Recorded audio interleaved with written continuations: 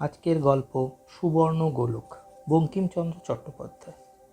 কৈলাস শিখরে নবমুকুল শোভিত দেবদারু তলায় শার্দুল চর্মাসনে বসিয়া হরপার্বতী পাশা খেলিতেছেন। বাজি একটি স্বর্ণ গোলক। মহাদেবের খেলায় দোষ এই, আরই মারিতে পারেন না।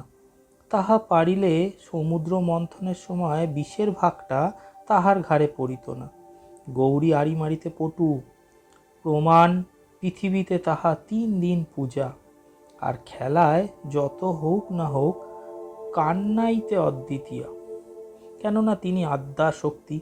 মহাদেবের ভালো দান পড়িলে কাঁদিয়া হাট বাঁধান। আপনার যদি পড়ে 5, 2, 7, তবে হাঁকেন 12। হাঁকিয়া তিনি চক্ষে মহাদেবের প্রতি কটাক্ষ করেন।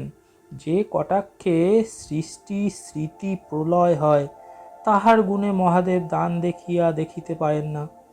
বলা বাহুল্য যে দেবাদিদেবের হার হইল, ইহাই রীতি। তখন মহাদেব পার্বতীকে স্বীকৃত কাঞ্চন গোলক প্রদান করিলেন।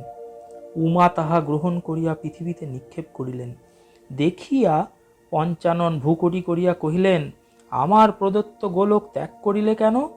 উমা কহিলেন, প্রভো, আপনার প্রদত্ত গোলক অবশ্য কোনো অপূর্ব শক্তি বিশিষ্ট এবং মঙ্গলপ্রাপ্ত হইবে। মানুষের হিতার্থে তাহা প্রেরণ করিয়াছি। গিরিশ বলিলেন, ভদ্রে, প্রজাপতি বিষ্ণু এবং আমি এই 3 জনে যে সকল নিয়ম নিবন্ধ করিয়া সৃষ্টি স্থিতি লয় করিতেছি, তাহার ব্যতিক্রম কখনো মঙ্গল হয় না। যে মঙ্গল প্রয়োজন নাই। যদি ইহার কোনো মঙ্গলপ্রদ গুণ হয়, তবে নিয়ম ভঙ্গ দোষে লোকের অনিষ্ট হইবে। তবে তোমার অনুরোধে উহাকে একটি বিশেষ গুণযুক্ত করিলাম। বসিয়া উহার কার্য দর্শন করো। কালীকান্ত বসু বড় বাবু, বয়স বৎসর 35, দেখিতে সুন্দর পুরুষ। কয় বৎসর হইলে পুনর্বার দায় গ্রহণ করিয়াছেন। তাহার স্ত্রী কাম সুন্দরীর বয়ক্রম 18 বৎসর। তাহার পত্নী তাহার পিতৃভবনে ছিল। কালীকান্তবাবু স্ত্রীর সম্ভাষণে শ্বশুর বাড়ি যাইতেছিলেন। শ্বশুর বিশেষ সম্পন্ন ব্যক্তি, গঙ্গা তীরবর্তী গ্রামে বাস। কালীকান্ত ঘাটে নৌকা লাগাইয়া পদব্রজে যাইতেছিলেন। সঙ্গে রামা চাকর একটি পোর্টম্যান্টো বাহিয়া যাইতেছিল। পথিমধ্যে কালীকান্তবাবু দেখিলেন একটি সুবর্ণ গোলক পড়িয়া আছে। বিস্মিত হইয়া তাহা উঠাইয়া লইলেন। দেখিলেন সুবর্ণ বটে। প্রীত হইয়া তাহা ভৃত্য রামাকে রাখিতে দিলেন। বলিলেন, এই, এটা সোনার। কেহ হারাইয়া রাখিস থাকিবে, কেহ খোঁজ করে বাহির করিয়া দিব, নাহিলে বাড়ি লইয়া যাইব। এখন রাখ। রামা বস্ত্র মধ্যে গোলকটি লুকাইয়া রাখিবার অভিপ্রায়ে পথে পোর্টম্যান্টো নামাইল। পথে কালীকান্তবাবু হস্ত হইতে গোলকটি গ্রহণ করিয়া বস্ত্র মধ্যে লুকাইল। কিন্তু রামা আর পোর্টম্যান্টো মাথায় তুলিল না। কালীকান্তবাবু স্বয়ং তাহা উঠাইয়া মাথা করিলেন। রামা অগ্রসর হইয়া চলিল। বাবু মোট মাথায় পশ্চাৎ পশ্চাৎ তুলিলেন। তখন রামা বলিল, ওরে রামা। বাবু বলিলেন, আজ্ঞা। রামা বলিল, তুই বড় বেয়াদব। দেখিস যেন আমার শ্বশুর বাড়ি গিয়া বেয়াদবি করিস না, তাহারা ভদ্রলোক। বাবু বলিলেন, আজ্ঞে, তা কি পারি? আপনি হচ্ছেন মুনিব, আপনার কাছে কি বেয়াদবি করিতে পারি? কৈলাসে গৌরী বলিলেন, প্রভু, আমি তো কিছুই বুঝিতে পারিতেছি না। আপনার স্বর্ণগোলকের এ কি গুণ? মহাদেব বললেন, গোলকের গুণ চিত্ত বিনিময়। আমি যদি নন্দীর হাতে এই গোলক দিই, তবে নন্দী ভাবিবে আমি মহাদেব, আমাকে ভাবিবে নন্দী। আমি ভাবিব আমি নন্দী, নন্দীকে ভাবিব মহাদেব। রামা ভাবিতেছে আমি কালীকান্ত বসু, কালীকান্ত ভাবিতেছে সে রামা চাকর।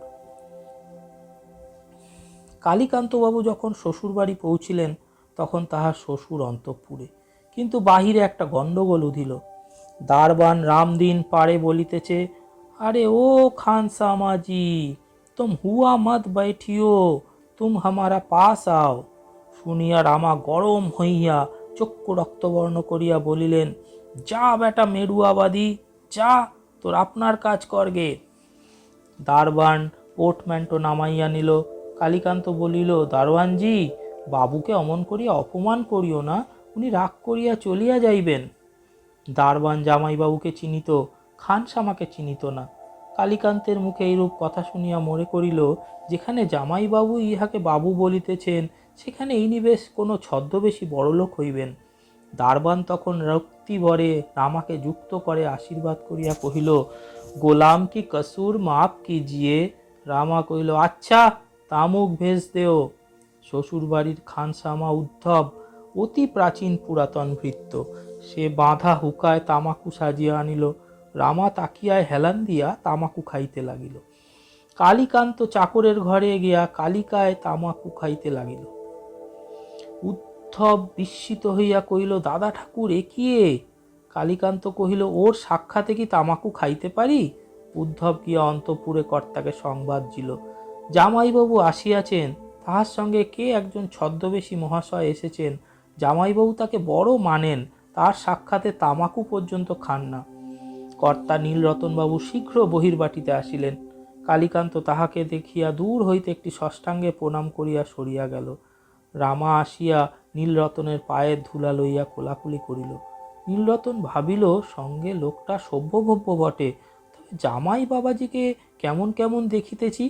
নীলরতনবাবু রামাকে স্বাগত জানাইয়া বসাইলেন, কিন্তু কথাবার্তা শুনিয়া কিছুই বুঝিতে পারিলেন না। এদিকে অন্তঃপুর হইতে জলযোগের স্থান হইয়াছে বলিয়া পরিচারিকা কালীকান্তকে ডাকিতে আসিল। কালীকান্ত বলিল, বাপ রে, আমি কি বাবুর আগে জল খেতে পারি? আগে বাবুকে জল খাওয়াও, তারপর আমার হবে। এখন আমি মা ঠাকুরুন আপনাকে এদের খাচ্ছি তো।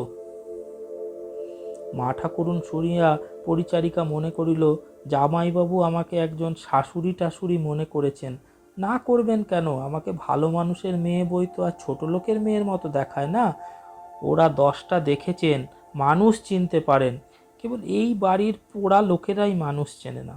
অতএব বিন্দি চাকরানী জামাইবাবুর উপর বড় খুশি হইয়া অন্তঃপুরে গিয়া বলিল, জামাইবাবু বিবেচনা ভালো, সঙ্গের মানুষটি না খেলে তিনি খেতে পারেন, তা আগে তাকেও জল খাওয়াও, তবে জামাই খাবেন।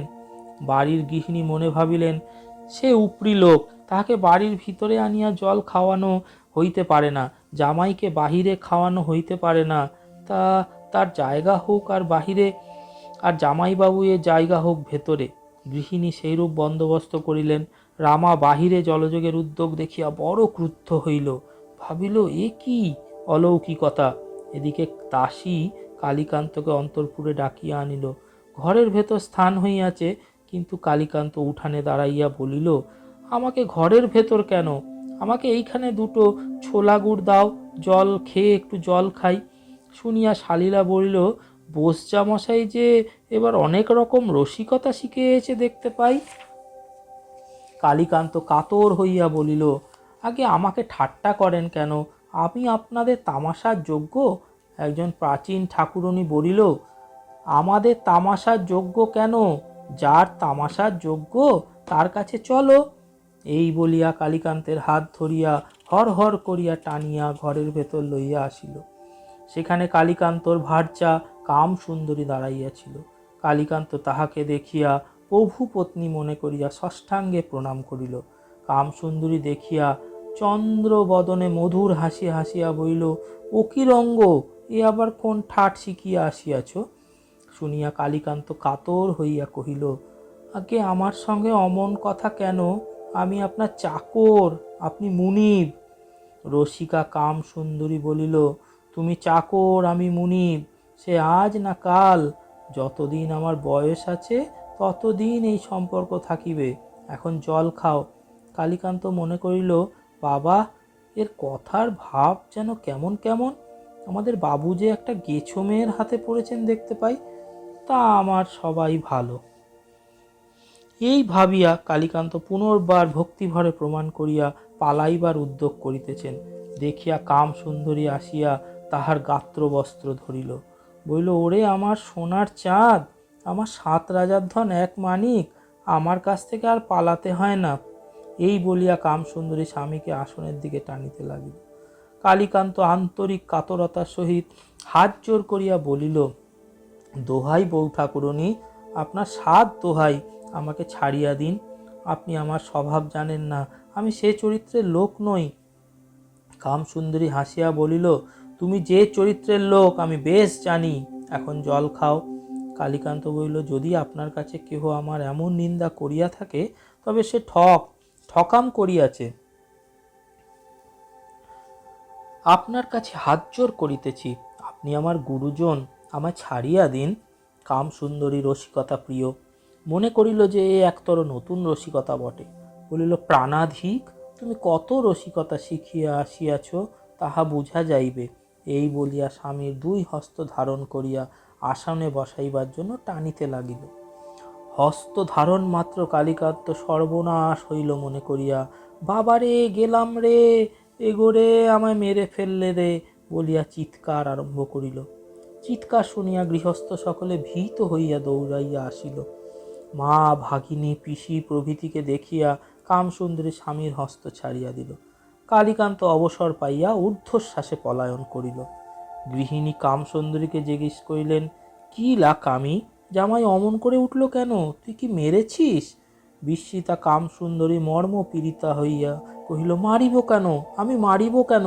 আমার যেমন পোড়া কপাল। ক্রমে ক্রমে সুর কাঁদানিতে চড়িতে লাগিল। আমার যেমন পোড়া কপাল, কোন আবাগী আমার সর্বনাশ করেছে, কে ওষুধ করেছে? বলিতে বলিতে কামসুন্দরী কাঁদিয়া হাঁটা লাগাইল। সকলে বলল, হ্যাঁ তুই মেরেছিস, নাহিলে অমন কাতরাইবে কেন?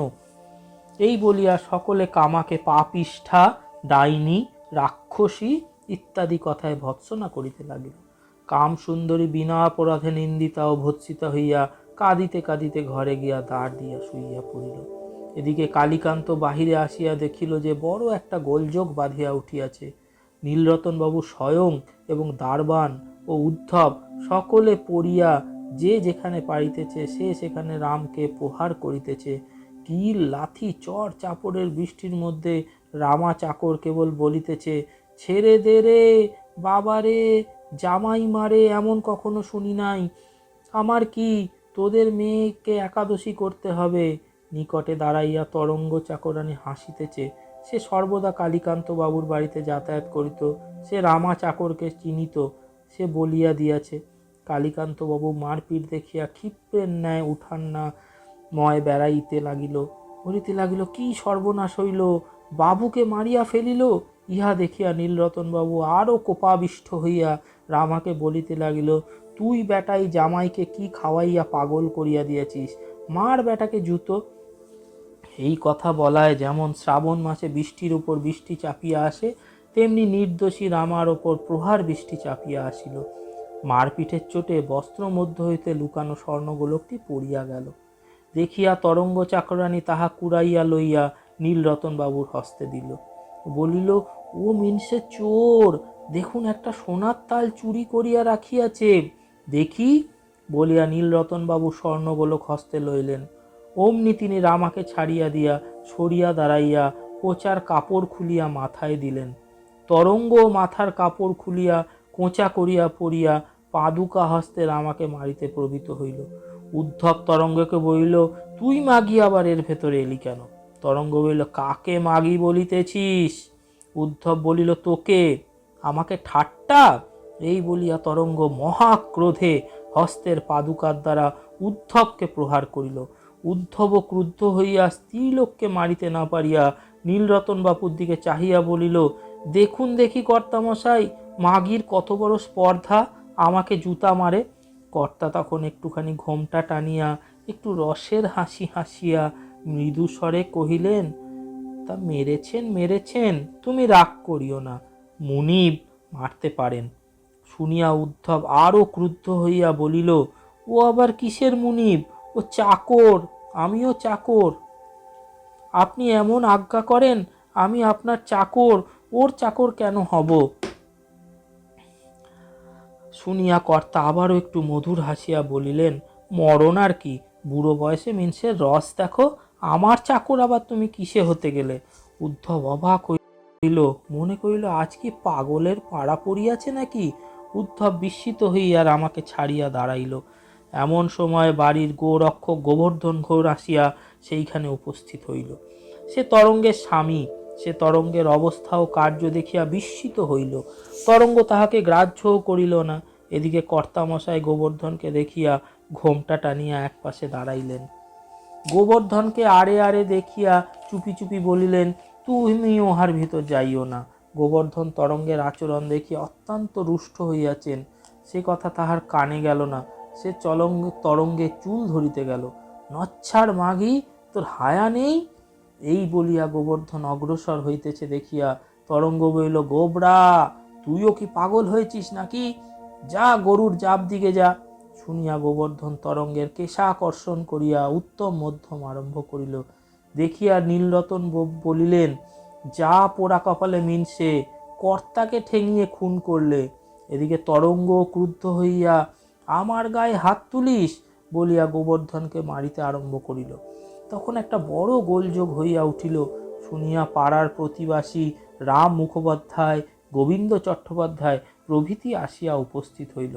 রাম মুখোপাধ্যায় একটা সুবর্ণ গোলক পড়িয়া আছে দেখিয়া গোবিন্দ চট্টোপাধ্যায়ের হস্তে দিয়া বলিলেন, দেখুন দেখি মশাই, এটা কি? কৈলাসে পার্বতী বলিলেন, প্রভু, আপনার গোলক সম্বরণ করুন। ওই দেখুন, গোবিন্দ চট্টোপাধ্যায় বৃদ্ধ রাম মুখোপাধ্যায়ের অন্তঃপুর মধ্যে প্রবেশ করিয়া রামের বৃদ্ধা ভার্যা পত্নীকে পত্নী সম্বর্ধনে কৌতুক করিতেছে, আর রাম মুখোপাধ্যায়ের পরিচারিকা তাহার আচরণ দেখিয়া সম্মার্জনী প্রহার করিতেছে। এদিকে বৃদ্ধ রাম মুখোপাধ্যায় আপনাকে যুবা গোবিন্দ চট্টোপাধ্যায় মনে করিয়া তাহার অন্তঃপুরে গিয়া তাহার ভার্যাকে টপ্পা শুনাইতেছে। এ গোলক আর মুহূর্তকাল পৃথিবীতে থাকিলে গৃহে গৃহে বিশৃঙ্খলা হইবে, অতএব আপনি ইহা সম্বরণ করুন। মহাদেব কহিলেন, হে শৈলসূতে, আমার গোলকের অপরাধ কি? এ কাণ্ড কি আজ নতুন পৃথিবীতে হইল? তুমি কি নিত্য দেখিতেছ না যে বৃদ্ধ যুবা সাজিতেছে, যুবা বৃদ্ধ সাজিতেছে, প্রভু ভৃত্যের তুল্য আচরণ করিতেছে, ভৃত্য প্রভু হইয়া বসিয়াছে? কবে না দেখিয়েতেছ যে পুরুষ স্ত্রীলোকের ন্যায় আচরণ করিতেছে, স্ত্রীলোক পুরুষের মতো ব্যবহার করিতেছে? এ সকল পৃথিবীতে নিত্য ঘটে, কিন্তু তাহা যে কি প্রকার হাস্যজনক তাহা কেউ দেখিয়াও দেখে না।